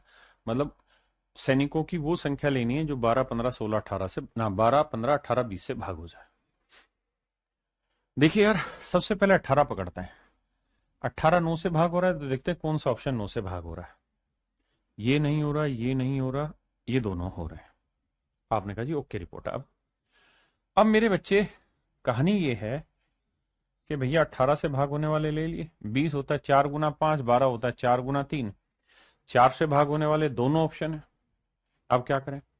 अब ध्यान देना मेरे बच्चे, भाई 12 है मेरे पास, 15 है मेरे पास, 18 है मेरे पास और 20 है। भाई ये बात मैं समझ गया कि 5 से ये भी भाग जा रहा है, ये भी, यानी एलसीएम 5 से भाग जाएगा। 5 से सर दोनों भाग जा रहे हैं, आराम से मेरी बात सुनना, ठीक है जी। आगे 18 9 से भाग जा रहा है, 9 से भी सर दोनों ऑप्शन भाग जा रहे हैं। अब यहां फैक्टर बचा 4, क्योंकि जो 3 फैक्टर बचा वो तो 9 में शामिल है, 9 चेक कर लिया, और यहां पे भी 4 है, यानी 4 से भाग जाना चाहिए, तो 4 से मेरे बच्चे दोनों भाग जा रहे हैं। आखिरी 2 अंक चेक करते हैं, 8 0 भी जा रहा है, 9 0 0 भी जा रहा है। तो मेरे बच्चे एलसीएम होता है लोवेस्ट कॉमन मल्टीपल, और लोवेस्ट कॉमन मल्टीपल फिर यहाँ क्या है 900 या 180, तो 180। तो मेरे प्यारे बच्चों मेरा एलसीएम होगा 180। दिमाग लगा के करना है डिटेल में, तो फिर कहेंगे 12 के अंदर होता है 4 मौजूद, 4 यहां पे मौजूद है, 3 होता है 3 यहां मौजूद है, हटाओ। 15 के अंदर होता है 5 गुना 3, तो 5 यहां मौजूद है और 3 यहां मौजूद है, हटाओ। अब 20 होता है 4 गुना 18 होता है 9 गुना 2, 2 यहां मौजूद है, तो ये बना मेरे भाई 20। 20 में 180 मेरा डायरेक्ट एलसीएम आ गया। यानी देखते रहो कौन सा कहां मौजूद है। यहां मेरे प्यारे बच्चों सवाल में कह रहा है न्यूनतम संख्या कौन सी है जिसमें से 7 घटाने पर, वेल सबसे छोटी वैल्यू कौन सी है जिसमें से 7 घटाने पर मेरे प्यारे बच्चों जो उत्तर आए वो 15, 24, 28, 32 से एग्जैक्ट भाग हो जाए। तो इनसे भाग होने वाला वो नंबर क्या होगा मेरे बच्चे, एलसीएम होगा। अगर मुझे डिटेल करना है तो मुझे इनका एलसीएम ढूंढना होगा। एलसीएम ढूंढना है तो ये बताओ 15 में होता है 3 और 5, तो 5 तो कहीं नहीं है तो 5 रख लो, 3 24 के अंदर भी है। मैं लिख के दिखाता हूं समझाने के लिए। 15, धीरे धीरे वक्त लगेगा और आप अपने आप में मजबूत होते जाएंगे। 32। अब मेरे बच्चे बताना 15 में क्या क्या मौजूद है, 5 और 3। तो सर 5 तो आगे कहीं पे भी मौजूद नहीं है, इसका मतलब मेरा जो एलसीएम होगा वो 5 का तो मल्टीपल हो गई, पहली बात। दूसरा 3 यहां मौजूद है तो इसे हटाओ। 24 होता है सर 8 गुना 3, सर 8 जो है वो यहां पे मौजूद है, बचा कितना 3, क्योंकि 3 आगे नहीं है तो गुना 3। 28 होता है सर 4 गुना 7, सर 4 जो है वो तो आगे मौजूद है, बचा कितना 7। और आखिरी में जो वैल्यू बची वो 32, ये आएगा मेरे प्यारे बच्चों मेरा एलसीएम। आपने कहा सर ठीक है मान ली बात, ये एलसीएम आएगा। अब मेरे बच्चे जो नंबर होगा उसको निकालेंगे, तो पहले देखो 32 पांजे कितना हुआ 160, बिल्कुल ठीक है। अब 7 से गुना करेंगे तो 16 साते 112, 1120। 3 से गुना करेंगे तो 3360। यानी मेरे प्यारे बच्चों यही है कि देखना भाई गलत तो नहीं कर रहा हूं मैं भाई। 32 पांजे कितना हुआ 160, 160 को 7 से गुना करेंगे 16 सात 112, 1120 ठीक है। और 1120 को 3 से गुना करेंगे तो 3360 आएगा। लेकिन यार आंसर तो 3360 में है नहीं, कोई नहीं भाई, यानी यहां दिमाग थोड़ा फालतू दौड़ा रखा उसने। इसका मतलब मेरे प्यारे बच्चों ये हुआ कि n-7 इनका जो एलसीएम आया वो आया 3360। यानी 3360 एक ऐसा नंबर होगा जो 15, 24, 28, 32 से भाग होगा।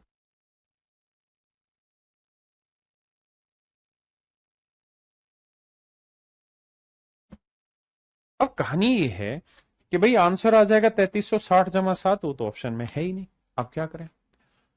तो सर ये बताओ 15, 24, 28 और 32 3360 को एग्जैक्ट डिवाइड करेगी, बिल्कुल ठीक है।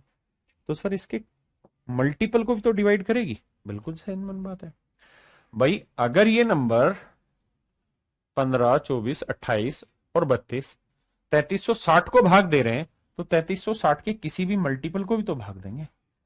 मैं अगर आपको ये कहूं कि भाई 12 और 16 का एलसीएम बताओ क्या हुआ, आपने कहा जी एलसीएम जो हुआ सर वो हुआ 48।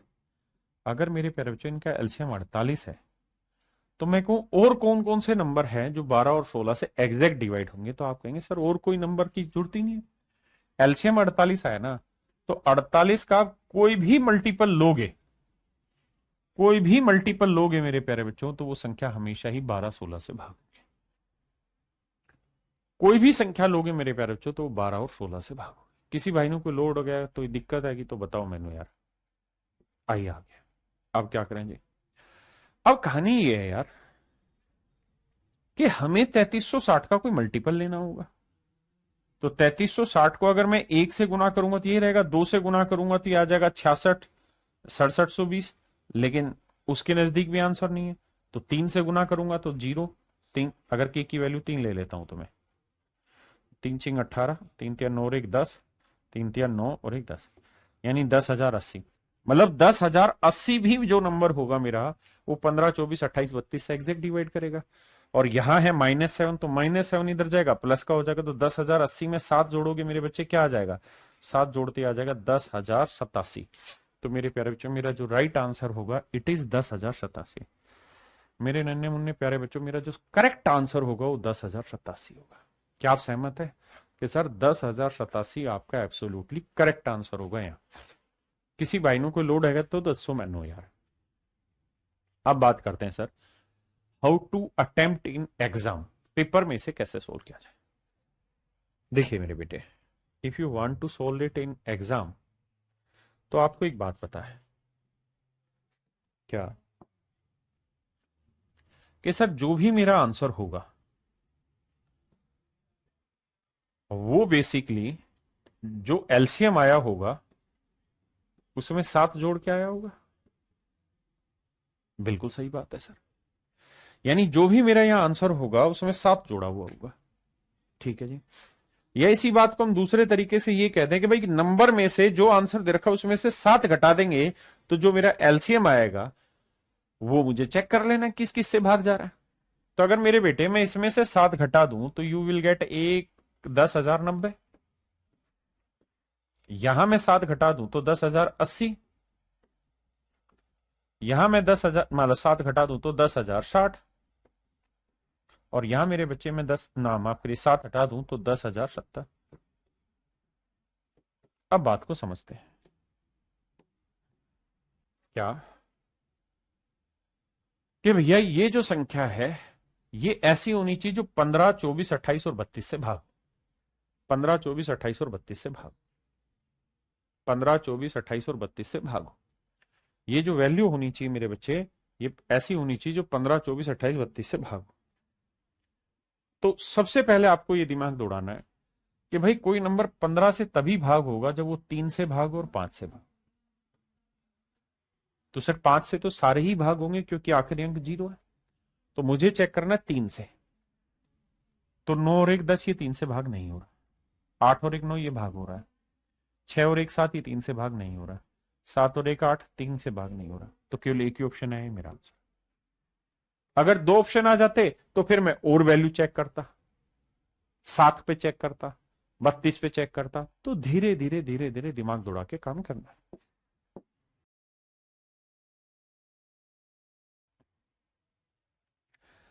आइए मेरे बच्चे, टाइप 3 पे चलते हैं एलसीएम में। आज थोड़ा टाइम बेशक आपका ज़्यादा लग रहा है लेकिन मैं टाइप 3 आज ही खत्म कराऊंगा। आप परेशान नहीं होना। टाइप 3 जो है मेरे प्यारे बच्चों, वो एलसीएम में नंबर सिस्टम पे बेस्ड है। नंबर सिस्टम पे बेस्ड है। और नंबर सिस्टम में मेरे प्यारे बच्चों खासकर प्राइम नंबर का यूज होना है। तो जो मैंने आपको एचसीएफ में प्राइम नंबर की कहानियां समझाई थी वही लगभग लगभग कहानियां यहां पे भी काम आएगी। तो एचसीएफ पे गौर करना ना, एलसीएम पे। पहला सवाल आपके सामने बताइए।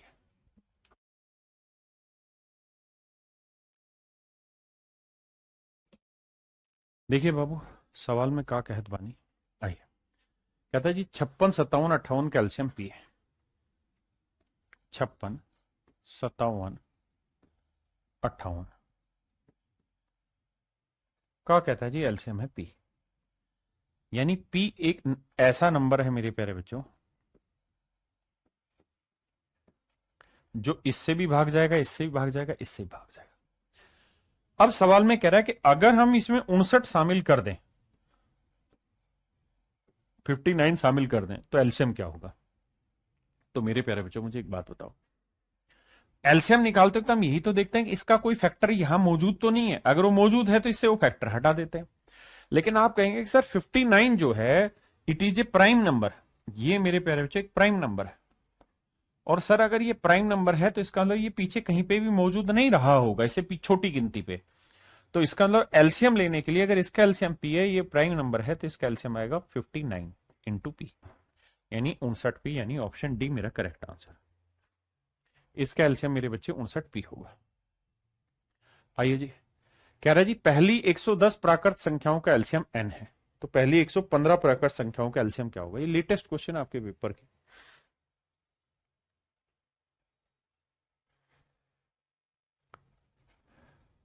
देखिए मेरे बच्चे, सवाल में कह रहा है कि पहली 110 नेचुरल नंबर का एल्शियम एन है। तो यानी 1 2 3 4 ऐसे चलते चलते 110 संख्याएं जो हैं, इन सब का जो एलसीएम है मेरे प्यारे बच्चों वो आपका एन है। आपने कहा जी हाँ।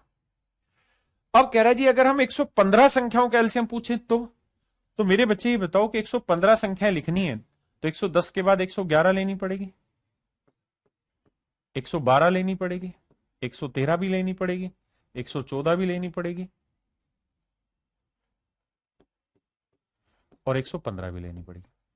आप बस ये नोटिस करिए, क्या 111 का कोई फैक्टर पीछे मौजूद है? हाँ सर, 111 3 से भाग हो जाता है, फैक्टर पीछे मौजूद है, बचा 37, वो भी यहां मौजूद है क्योंकि गिनती 1 से लेके 110 तक लगातार है। तो 111 के दोनों फैक्टर पीछे मौजूद है। 112 के भी जितने फैक्टर करोगे सारे पीछे मौजूद हैं। 113 प्राइम नंबर है तो इसका कोई भी फैक्टर पीछे नहीं होगा, तो गुना 113। 114 भी फैक्टराइज हो जाएगा तो इसके भी सारे फैक्टर पीछे होंगे। 114 को आप 2 से काटेंगे तो 2 गुना कितना आएगा मेरे बच्चे? 57। तो 57 बीच की गिनती में होगा, 2 यहां है तो दोनों फैक्टर मौजूद है। ऐसे ही मेरे बच्चे 115 के भी दोनों फैक्टर पीछे मौजूद हैं, तो नया एलसीएम आएगा 113 गुना n, यानी ऑप्शन बी। आइए बाबू, देखिए यार सवाल में कह रहा है LCM of first 100 natural number. आइए, if the LCM of first 100 natural number is K, कहता है पहली 100 प्राकृतिक संख्याओं का एलसीएम के, पहली 100 प्राकृतिक संख्याओं का एलसीएम के, यानी इन सब का एलसीएम के है।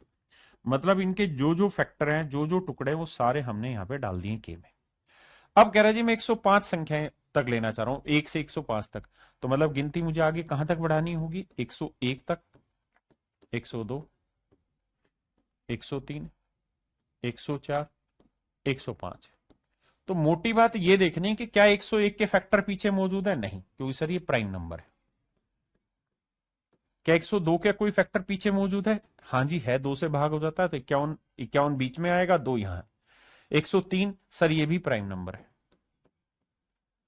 104, 104 के भी फैक्टर पीछे मौजूद है और 105 के भी फैक्टर पीछे मौजूद है। तो नया जो एलसीएम निकल के आएगा वो आएगा मेरे प्यारे बच्चों 101 गुना 103 गुना के, और 101 को 103 से गुना करोगे तो मेरे बच्चे आएगा 10403 के, यानी ऑप्शन बी। सवाल में पढ़िए भाई मेरे बच्चे, सवाल में कह रहा था मल्टीप्लीकेशन ऑफ 2 को प्राइम नंबर इज दिस। भाई को प्राइम नंबर क्या होते हैं? जिनमें कुछ भी कॉमन नहीं आता। तो ये 2 को प्राइम नंबर है, इनका मल्टीप्लीकेशन 117 है। कह रहा जी इनका एलसीएम बताइए। तो मेरे प्यारे बच्चों एक बात ध्यान रखिए, 5 और 7 इन दोनों में कुछ कॉमन आ रहा है? नहीं आ रहा। तो मैं कहूं यार इनका एलसीएम बताओ, तो आप कहेंगे सर जब इनमें कुछ कॉमन ही नहीं आ रहा तो इनका एलसीएम सीधा मल्टीप्लीकेशन होगा, 5 गुना 7 होगा। भाई जब कुछ कॉमन आ ही नहीं रहा तो पहले लिया ही नहीं जाएगा, सीधा सीधा मल्टीप्लाई करेंगे। बिल्कुल ठीक है। तो ऐसे ही सर अगर ये दोनों को प्राइम नंबर है, सह अभाज्य संख्या है, सह अभाज्य संख्या है, सह अभाज्य संख्या है, तो जो इनका प्रोडक्ट होगा वही इनका एलसीएम होगा। तो मेरे प्यारे बच्चों इनका एलसीएम होगा 117। आओ जी,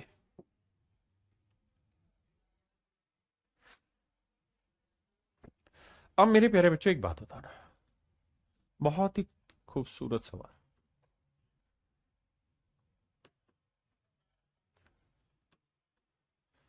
देखिए मेरे बच्चे सवाल में कह रहा है K1 and K2 are two distinct prime number.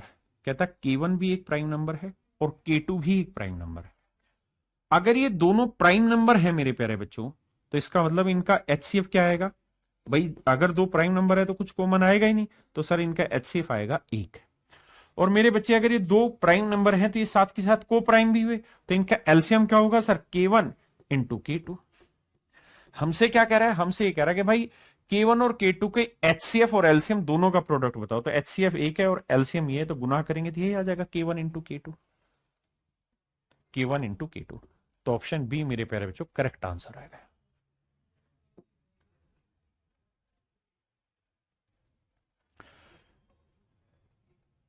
मेरे बच्चे किन्हीं दो लगातार धनात्मक पूर्णांक x और x+1 का एलसीएम बताइए।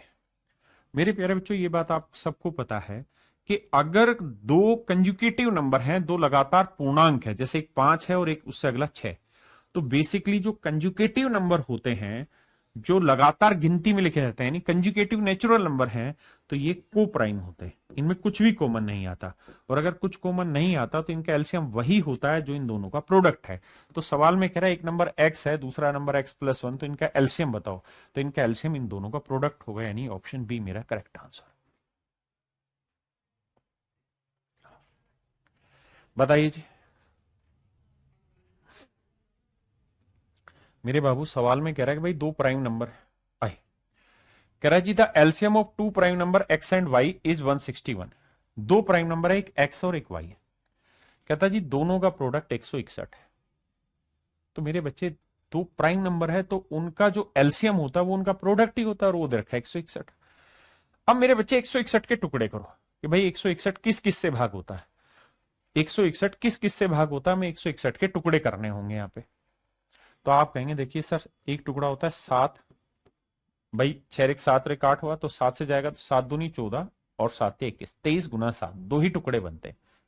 अब सवाल में ये भी कहा कि एक्स की वैल्यू वाई से बड़ी है, एक्स की वैल्यू वाई से बड़ी है, तो यानी एक्स की वैल्यू 23 लेनी होगी और वाई की वैल्यू 7 लेनी होगी, क्योंकि दोनों के दोनों प्राइम चाहिए थे।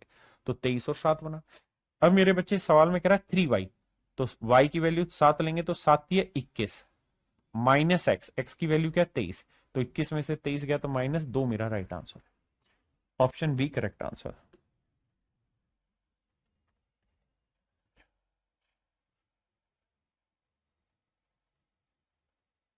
करिए बाबू।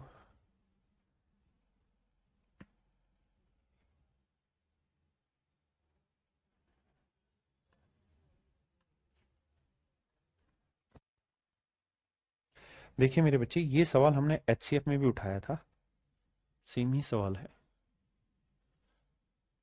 सवाल में ये कह रहा है कि भाई तीन को प्राइम नंबर है, यानी ए बी और सी, तीन ऐसे नंबर है जिनमें कुछ भी कॉमन नहीं आता।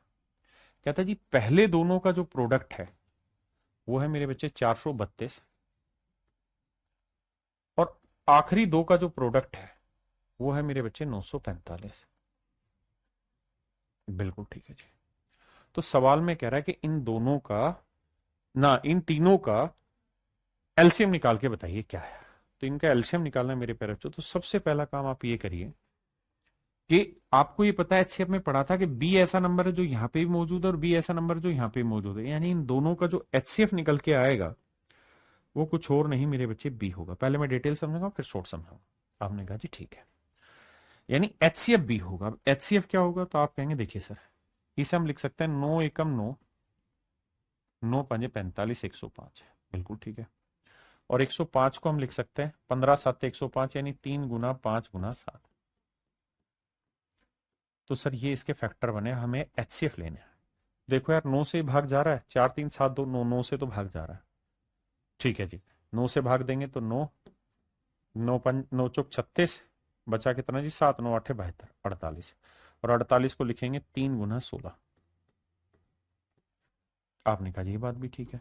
तो इसका मतलब मेरे प्यारे बच्चों जो मेरा एचसीएफ निकल के आएगा वो 9 27 यहाँ पे भी है, 9 27 यहाँ पे भी है, यानी 27 है। 16 5 7 में तो कुछ कॉमन आ नहीं रहा, नहीं सर, यानी इसका मतलब जो दूसरी संख्या है वो 27 है, यहां पे भी और यहां पे भी। आपने कहा जी ठीक है। अगर मेरे बच्चे दूसरी संख्या 27 है तो इन दोनों का प्रोडक्ट ये है, तो 27 से भाग देंगे तो ये कितना आएगा 35, तो तीसरी संख्या 35 है। और 432 का प्रोडक्ट ये, मतलब इसे फैक्टर में बांटेंगे तो 27 से भाग देंगे क्या बचा 16। तो यानी ए बी और सी जो तीन नंबर है वो 16 27 और 35 है। आपने कहा जी ठीक है। तो हमारा सबसे पहला काम ये होगा कि हम 16 27 और 35 को आपस में समझें कि 16 27 और 35 क्या आया। तो मेरे बच्चे ये समझ में आया कि सर तीन नंबर हैं, एक नंबर 16 है, दूसरा नंबर 27 है और तीसरा नंबर 35 है। अब मेरे प्यारे बच्चों अगर तीसरा नंबर 35 है और हमें इनका एलसीएम निकालना है, तो एलसीएम निकालते दिमाग ये दौड़ाना है कि भाई जो भी नंबर होगा वो 5 से भाग जाएगा। 5 से भाग जाने के लिए आखिरी डिजिट 0 होना चाहिए या 5, वो सब में है तो कोई मजा नहीं आया। 27 से भाग जा रहा है तो 9 से भाग जाएगा, तो 9 की चेक करते हैं। तो 5 3 8 1 9, 5 3 8 1 9, मजे ले गया ये, 8 1 9 5 4 9, और भैया 6 6 12 12 5 17 18, यानी 9 से सारे भाग जा रहे हैं। अब मेरे प्यारे बच्चे एक बात बताओ, अगर कोई संख्या 16 से भाग जा रही है तो संख्या 4 से भी भाग जाएगी। हमने कहा और 4 से भाग जाने के लिए आखिरी 2 डिजिट चेक करते हैं। तो क्या ये 2 अंक 4 से भाग जा रहे हैं? नहीं। क्या ये 2 अंक 4 से भाग जा रहे हैं? नहीं। क्या ये 2 अंक 4 से भाग जा रहे हैं? नहीं। तो इसका मतलब बी सी डी या सी बी डी, ये तीनों ऑप्शन ऐसे हैं जो 4 से भाग नहीं जा रहे। तो इसका मतलब ए ऑप्शन मेरा राइट आंसर है। भाई मुझे तो भाग 16 से देना है, लेकिन 4 से नहीं जा रहे, तो 16 से क्या भाग जाएंगे? तो मेरे प्यारे बच्चों, मेरा आंसर होगा 15,120।